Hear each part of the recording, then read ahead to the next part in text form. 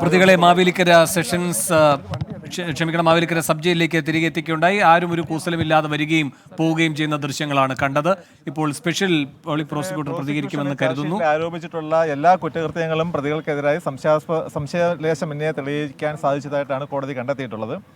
അതിൽ രഞ്ജിത് ശ്രീനിവാസനെ പുരയ്ക്കകത്ത് കയറി കൊലപ്പെടുത്താൻ നേതൃത്വം കൊടുത്ത 1 മുതൽ 8 വരെ പ്രതികൾക്ക് 302 എന്ന് പറയുന്ന കൊലപാതക കുറ്റം നേരിട്ട് തെളിയാൻ സാധിച്ചിട്ടുണ്ട്. അതേപോലെ തന്നെ 9 മുതൽ 12 വരെ പ്രതികൾ, അകത്ത് കയറിയ 1 മുതൽ 8 വരെ പ്രതികൾക്ക് സഹായികളായി പുറത്തു നിന്ന 9 മുതൽ 12 വരെ പ്രതികളെ ഇന്ത്യൻ ശിക്ഷാ നിയമം 149 വകുപ്പിൻ്റെ സഹായത്തിൽ അവർക്കെതിരെയും കൊലക്കുറ്റം തെളിഞ്ഞിട്ടുള്ളതായി കോടതി കണ്ടെത്തി കഴിഞ്ഞു. അതേപോലെ തന്നെ ഈ കൊലപാതകത്തിന് ഗൂഢാലോചനയ്ക്ക് നേതൃത്വം കൊടുത്ത 13, 14, 15 പ്രതികൾ, അവരെയും ക്രിമിനൽ കോൺസ്പിറസി എന്ന് പറയുന്ന ഗൂഢാലോചനയും കൊലപാതക കുറ്റത്തിൻ്റെയും സഹായത്തിൽ 302 വകുപ്പ് പ്രകാരമുള്ള കുറ്റകൃത്യം അവർക്കെതിരെയും തെളിഞ്ഞിട്ടുള്ളതായി കോടതി കണ്ടെത്തി. അതുകൂടാതെ തന്നെ ഇപ്രകാരമുള്ള കൊലപാതകം നടക്കുന്ന സമയത്ത് രഞ്ജിത്തിൻ്റെ മാതാവിനെയും രഞ്ജിത്തിൻ്റെ ഭാര്യയെയും ഉപദ്രവിച്ച പ്രതികൾക്കെതിരെയുള്ള കുറ്റകൃത്യവും കോടതി കണ്ടെത്തി കഴിഞ്ഞു. വീട്ടിൽ അതിക്രമിച്ച് കടന്നു കയറുകയും അതുപോലെ തന്നെ കോമ്പൗണ്ടിൽ അതിക്രമിച്ച് കടന്നു കയറിയ കുറ്റകൃത്യങ്ങൾ, അതേപോലെ തന്നെ വീട്ടിൽ നാശനഷ്ടങ്ങൾ വരുത്തിയ കുറ്റകൃത്യങ്ങൾ, തെളിവ് നശിപ്പിച്ച കുറ്റകൃത്യങ്ങൾ, ഇവയെല്ലാം പ്രതികൾക്കെതിരെ പ്രോസിക്യൂഷൻ ആരോപിച്ചിട്ടുള്ള എല്ലാ കുറ്റകൃത്യങ്ങളും സംശയത്തിന് അതീതമായി തെളിയിക്കാൻ സാധിച്ചിട്ടുള്ളതായിട്ടാണ് കോടതി ഇന്ന് കണ്ടെത്തിയിട്ടുള്ളത്. മുഴുവൻ പ്രതികൾക്കെതിരെയും കൊലക്കുറ്റം തെളിഞ്ഞിട്ടുള്ളതായിട്ടാണ് കോടതി കണ്ടെത്തിയിട്ടുള്ളത്. 1 മുതൽ 15 വരെയുള്ള പ്രതികൾക്കെതിരെയും സ്വാഭാവികമായും ഇന്ത്യൻ ശിക്ഷാ നിയമത്തിലെ 302 വകുപ്പ് പ്രകാരമുള്ള ജീവപര്യന്തം തടവോ അല്ലെങ്കിൽ ക്യാപിറ്റൽ പണിഷ്മെന്റോ ഈ പ്രതികൾക്ക് അർഹമാണ് എന്നുള്ള തരത്തിലേക്കാണ് കോടതി കണ്ടെത്തിയിട്ടുള്ളത്.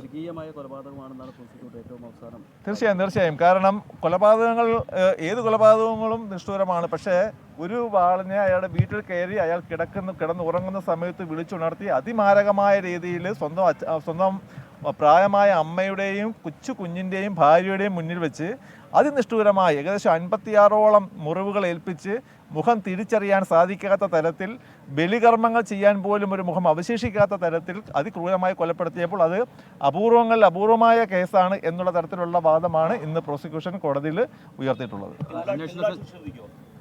തിങ്കളാഴ്ച ഈ കേസിനകത്ത് പ്രതിഭാഗത്തിന് ശിക്ഷയെക്കുറിച്ച് പറയാനുള്ള കാര്യങ്ങൾ കേട്ടതിന് ശേഷമായിരിക്കും കോടതി ശിക്ഷ എന്താണ് എന്ന് പറയാനുള്ള തീയതി നിശ്ചയിക്കുന്നത്. തീർച്ചയായും അന്വേഷണം വളരെ നിഷ്പക്ഷമായ അന്വേഷണമാണ് ഈ കേസിൽ നടന്നിട്ടുള്ളത്. സമഗ്രമായ അന്വേഷണം നടത്തി 176 സാക്ഷികളെയാണ് കുറ്റപത്രത്തിൽ പ്രോസിക്യൂഷന് അണിനിരത്തിയത്. അതിൽ 156 സാക്ഷികളെ കോടതി വിസ്തരിച്ചു. 1000ഓളം രേഖകളെ, 100-ൽ പരം തൊണ്ടി സാധനങ്ങളെ, 6000-ൽ പരം പേജുകളിലുള്ള 313 ചോദ്യങ്ങളെ, ഏകദേശം 15,000-ഓളം പേജിലുള്ള സാക്ഷിമൊഴികൾ, വിശദമായ ഒരു തെളിവെടുപ്പാണ് ഈ കേസ് നടന്നിട്ടുള്ളത്. ലിസ്റ്റ് ഉൾപ്പെടെ ഉണ്ടാക്കിയ ആളുകളെ വെച്ചിട്ടുണ്ടെന്നും അതിനെ ഒരു കൊലപാതകം ഒരു അടി ഉണ്ടായാൽ തിരിച്ചടി നടക്കുന്ന രീതിയിൽ ലിസ്റ്റുകളുണ്ടെന്നൊക്കെ രീതിയിൽ അന്വേഷണ സംഘം ആദ്യഘട്ടത്തിൽ വാർത്ത നടക്കുന്നു. അതൊക്കെ കണ്ടെത്തിയിട്ടുണ്ട്.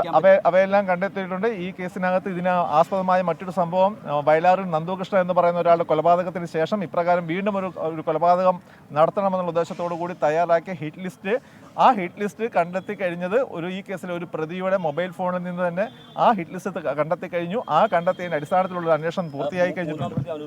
3-ാം പ്രതി അനൂപിന്റെ ഭാര്യ വീട്ടിൽ നിന്ന് കണ്ടെടുത്ത മൊബൈൽ ഫോണിൽ നിന്നും ഇപ്രകാരം തയ്യാറാക്കിയ ഹിറ്റ് ലിസ്റ്റ് പോലീസ് അന്വേഷണത്തിന്റെ ഭാഗമായി കണ്ടെത്തി കഴിഞ്ഞു.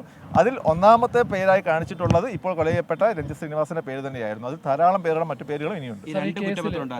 കേസിൽ 31 പ്രതികളുണ്ടല്ലോ മൊത്തം. അതിൽ 2-ാമത്തെ കുറ്റപത്രത്തിന്റെയും നടപടിക്രമങ്ങൾ എന്തൊക്കെയാണ്? ഈ കേസിൽ കൃത്യത്തിന് നേരിട്ട് പങ്കാളികളായ 12 പേരെയും ഗൂഢാലോചനയ്ക്ക് നേതൃത്വം കൊടുത്ത 3 പേരും ഉൾപ്പെടെ 15 പ്രതികൾക്കെതിരെയാണ് ആദ്യത്തെ സെറ്റ് കുറ്റപത്രം ഫയൽ ചെയ്തിട്ടുള്ളത്.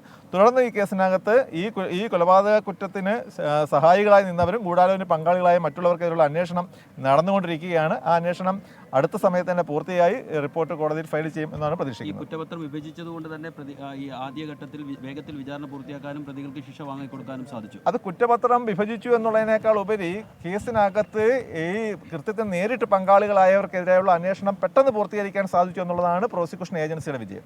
Thank you. Okay sir. പ്രോസിക്യൂഷന്റെ പ്രതികരണമാണ് കണ്ടത്. രഞ്ജിത് ശ്രീനിവാസൻ വധക്കേസിൽ കോടതി വിധി പറഞ്ഞിരിക്കുകയാണ്. 15 പ്രതികളും കുറ്റക്കാരെന്നാണ് കോടതി വിധിച്ചിരിക്കുന്നത്. എല്ലാവർക്കുമെതിരെ കൊലപാതക കുറ്റം തെളിഞ്ഞിരിക്കുകയാണ്. പരമാവധി ശിക്ഷയാണ് പ്രോസിക്യൂഷൻ ആവശ്യപ്പെടുന്നത്. ജീവപര്യന്തമോ അല്ലെങ്കിൽ വധശിക്ഷയോ എന്താകും കോടതി പ്രസ്താവിക്കുക ശിക്ഷാവിധിയായി എന്നത് തിങ്കളാഴ്ച വരെ കാത്തിരിക്കണം.